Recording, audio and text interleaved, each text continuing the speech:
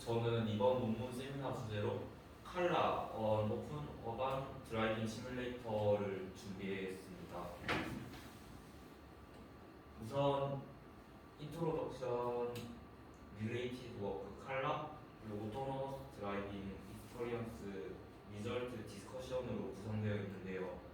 시뮬레이터라는 것 자체가 좀 논문의 아이디어보다는 구현 위주이기도 하고 또 이 논문이 2017년에 나왔기 때문에 저는 이번 발표에서 아이디어보다는 칼라가 어떻게 안에 센서와 환경이 어떻게 되어 있고 또 왜 칼라를 만들게 되었는지 또 시뮬레이터를 평가는 어떻게 했는지를 좀 중점적으로 발표를 하도록 하겠습니다. 논문의 저자의 이분이 이전 논문 세미나에서 발표했었던 VIT 논문의 저자이기도 합니다.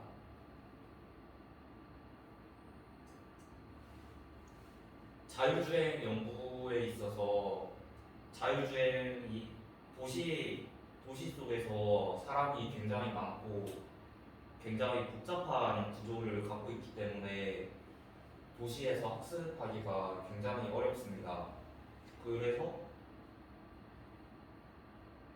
또 차 한 대를 가지고도 차 한 대를 운용하면서 그 도시에서 학습하고 데이터셋을 수집하는 데도 많은 비용이 들기도 하는데 심지어 차 한 대 가지고는 또 다른 자율주행 연구를 진행하는데 충분하지 않다는 문제가 있습니다.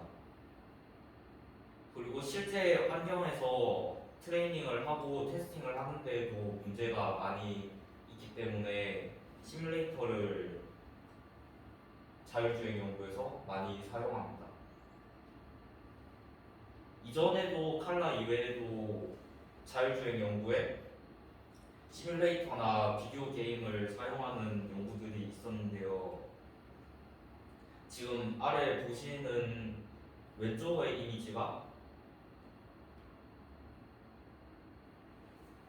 오픈소스 레이싱 시뮬레이터 TORCS 폭스라고 있습니다. 지금 보시는 연구 딥드라이빙 연구에서도 ICCV 2015년에 나왔던 연구인데 이 비디오 게임에서 12시간 동안 트레이닝 데이터셋을 프레임을 녹화를 해서 학습을 진행하였습니다. 그런데 보시는 것 같이 이 시뮬레이터는 도시 속의 복잡한 보행자나 신호등이나 그런 교차로 같은 특성을 나타내지 못하고 또 시뮬레이터 자체도 1997년에 나온 오래된 시뮬레이터이다 보니까 도시 속의 특성을 학습할 수 없고 도시 특성을 얻을 수가 없다는 문제가 있습니다. 그리고 지금 보시는 이 연구는 플레이볼 데이터 게임에서 시멘틱 세그멘테이션 마스크를 얻는 연구인데요. 상업용 게임을 사용해서 이미지를 얻었기 때문에 상업용 게임 특성상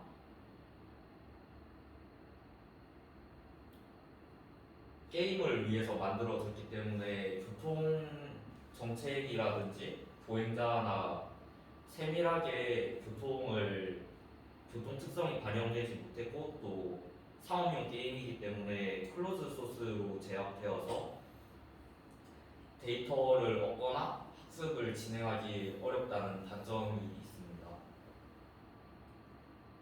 그렇게 해서 지금 칼라가 개발되게 되었는데요. 칼라는 처음부터 자율주행을 위해서 개발되었고 모두 오픈되어서 오픈 플랫폼이며 심지어 그 안에 있는 도시 보행자 모델과 지도들 그리고 빌딩이나 차량 같은 모든 콘텐츠들을 자유롭게 사용할 수 있습니다. 그리고 또 실제로 차에 사용되는 센서들인 GPS나 또는 속력이나 가속, 그런 충돌, 그리고 교통 위반 같은 신호까지 모두 얻을 수 있도록 개발되었습니다. 제일 아래에 있는 칼라.org에서 칼라를 제공하고 있습니다. 칼라는 구조가 클라이언트 서버 구조로 이루어져 있고 C++와 파이썬을 지원합니다.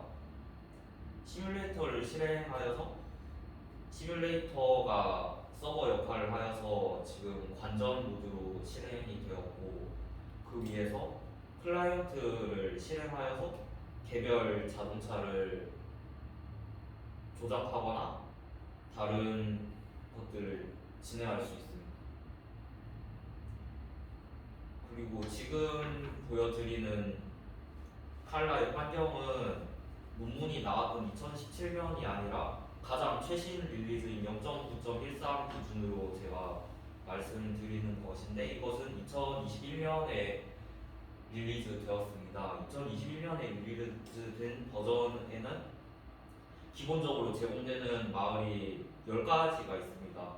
마을에는 고속도로나 시골 같은 특성들도 다 들어가 있고 맵의 크기도 다양하게 제공하고 있습니다. 그리고 오른쪽에 보시는 것처럼 시간에 따른 낮과 밤의 차이나 비가 온 것과 비가 오고 난 직후인 갠 날, 그리고 일몰 같은 것들도 날씨들도 모두 제공하고 있습니다. 그리고 센서로는 카메라 센서로는 뎁스 카메라, RGB, 옵티컬 플로우, 그리고 시멘틱 세그멘테이션과 인스턴스 세그멘테이션, 그리고 DBS 카메라까지 지원을 하고 있습니다. 인스턴스 세그멘테이션 같은 경우에도 2021년에 나온 0.9.13 릴리즈에서 추가가 되었습니다. 또 충돌을 감지할 수 있는 디텍터와 레인을 침범하는지 감지하는 디텍터, 그리고 장애물을 감지하는 디텍터도 있으며, 또 GNSS 센서, IMU, 라이더, 레이더, RSS, 그리고 시멘틱 라이더 모두 지원을 합니다. 오른쪽 이미지 위에 이미지를 보시면은 차례대로 노말 비전 카메라, 그리고 뎁스를 그라운드 트루스로 제공을 하며 시멘틱 세그멘테이션도 그라운드 트루스를 마스크를 얻을 수 있도록 제공을 합니다. 그리고 이번에 추가된 인스턴스 세그멘테이션 카메라도 아래의 이미지와 같이 칼라에서 제공을 하고 있습니다. 다시 논문으로 돌아와서 논문에서는 시뮬레이터를 만들고 자율주행을 얼마나 잘 학습하고 수행할 수 있는지 세 가지로 나누어서 논문에서 평가를 하였습니다. 첫 번째는 모듈러 파이프라인이 있고, 두 번째는 이미테이션 러닝, 그리고 세 번째로는 강화학습을 사용하였습니다. 우선 모듈러 파이프라인은 세 가지로 구성되어 있는데 퍼셉션, 그리고 로컬 플래너, 그리고 컨티뉴어스 컨트롤러 세 가지로 모듈화 되어 있습니다. 우선 퍼셉션은 시멘틱 세그멘테이션 네트워크는 이파인 넷을 베이스로 하고 있으며 2500개의 라벨된 이미지를 칼라에서 생성하여 학습하였고, 그리고 이 학습된 네트워크는 도로의 면적과 도로 선을 보고 차선을 추정하며 또 장애물을 추정할 수 있도록 사용되었습니다. 그리고 또한 교차로를 찾기 위해서 알렉스넷을 학습하여서 교차로인지 아닌지를 추정하도록 역할을 하고 있습니다.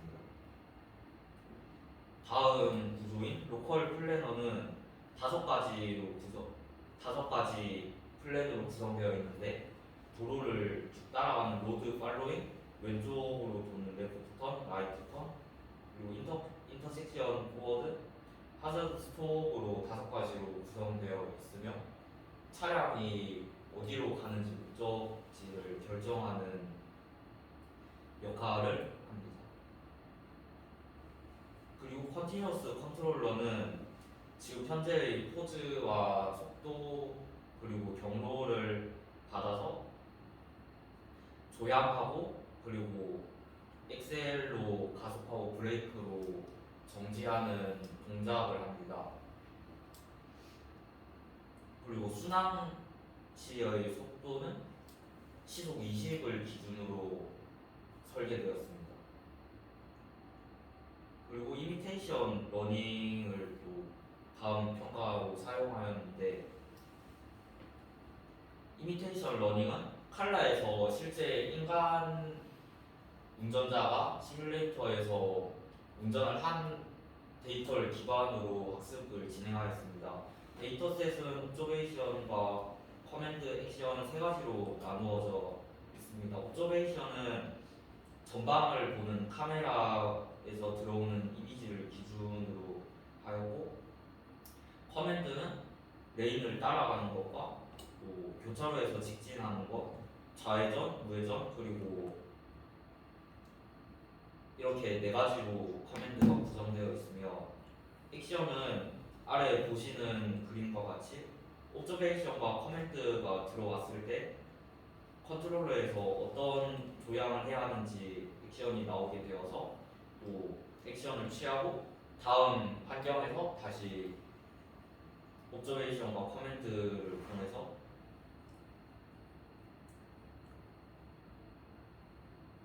진행하도록 구성되어 있습니다. 그리고 강학습을 사용하였는데, 강학습 알고리즘으로는 A3C라는 것을 사용했다고 합니다. 이 알고리즘 같은 경우에는 3D 환경에서 잘 수행된다고 합니다.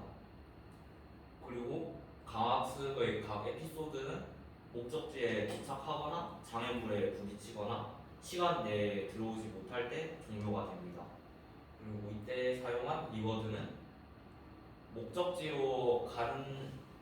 방향으로 가는 속도와 거리를 양의 보상으로 주어졌고, 그리고 부딪히거나 충돌하거나 도도 블럭을 올라가거나 아니면 차선을 침범했을 때 응의 보상을 주게 설계가 되었습니다.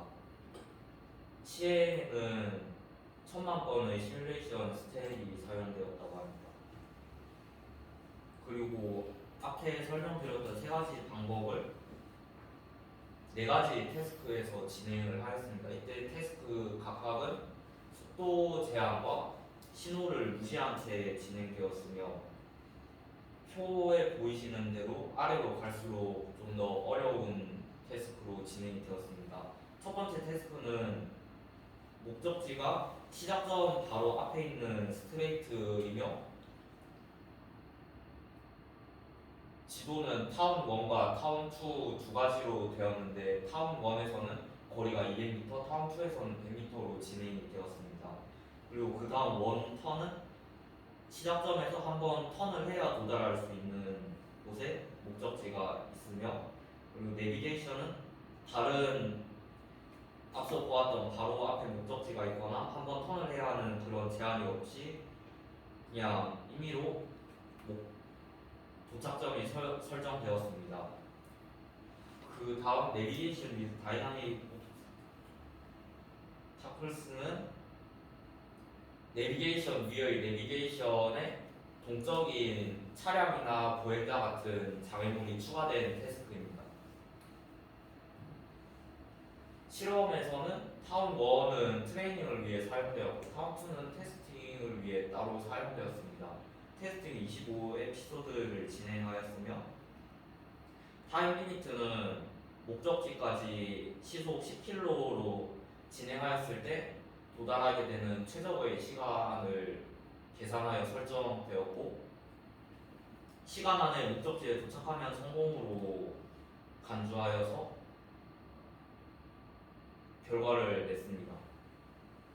그리고 날씨도 트레인과 테스트에서 다르게 진행을 하였는데, 트레인에서는 클리어 데이, 그리고 클리어 선셋, 데이타임 레인, 데이타임 애프터 레인 네 가지로 설정하였고 테스트에서는 클라우디 데이타임과 소프트 레인 넷 선셋 두 가지로 설정하여서 실험을 진행하였습니다.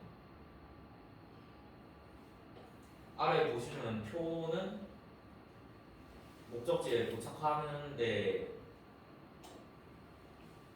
성공한 퍼센트를 나타내는 것인데 보시면은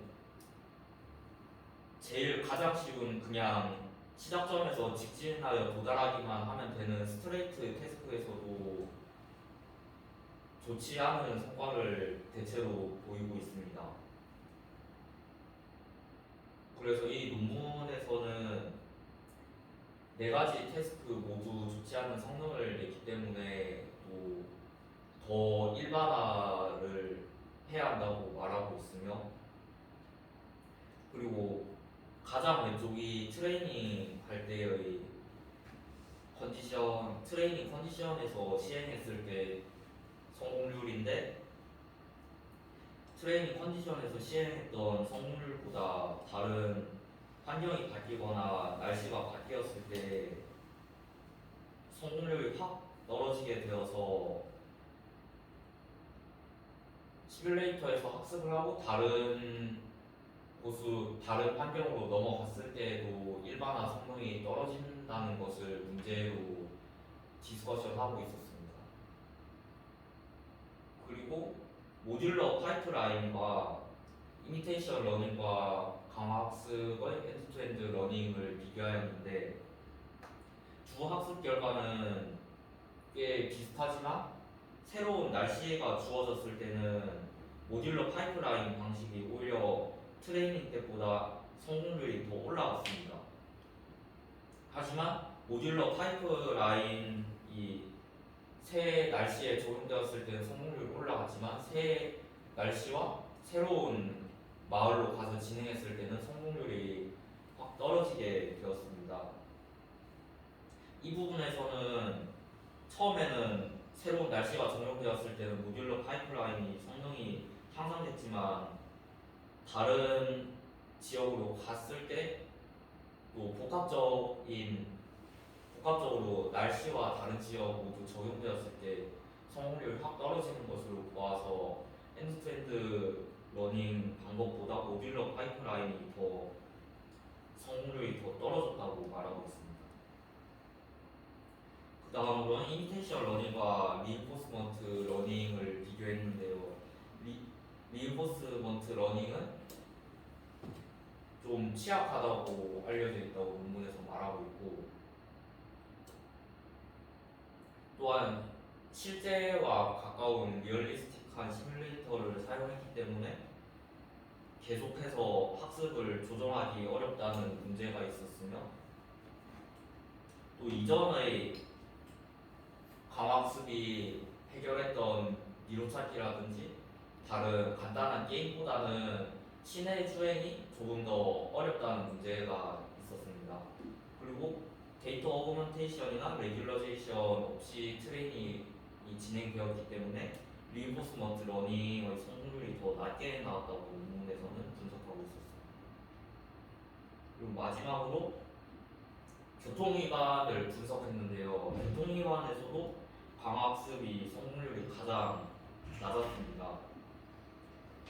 교통위반 같은 경우에는 자주 일어나지 않는 사건이다 보니 자주 일어나지 않지만 교통위반을 했을 때 사고가 나거나 신호 위반을 하거나 아주 큰 위험을 가져올 수 있기 때문에 이 부분에서도 좀 민감하게 학습을 진행해야 한다고 말하고 있으며 또 이것을 개선하기 위해서 논문에서는 조금 더 나은 딥러닝 모델과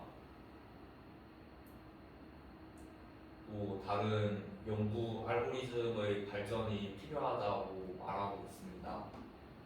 제가 아까 말씀드렸다시피 지금 논문이 2017년에 나왔고 시뮬레이터를 개발하면서 지금도 계속 업데이트 되고 있기 때문에 논문의 결과 자체는 성능이 좋지는 않았지만 또 이 시뮬레이터에서 진행된 다른 연구들도 있고 또 이전에도 이 칼라 시뮬레이터가 세미나에서 언급이 되었기 때문에 이번 논문 주제로 선정하게 되었고 논문의 아이디어보다는 시뮬레이터의 구성에 좀 중점적으로 생각해 주셨으면 좋겠습니다. 이상으로 발표를 마치겠습니다. 감사합니다.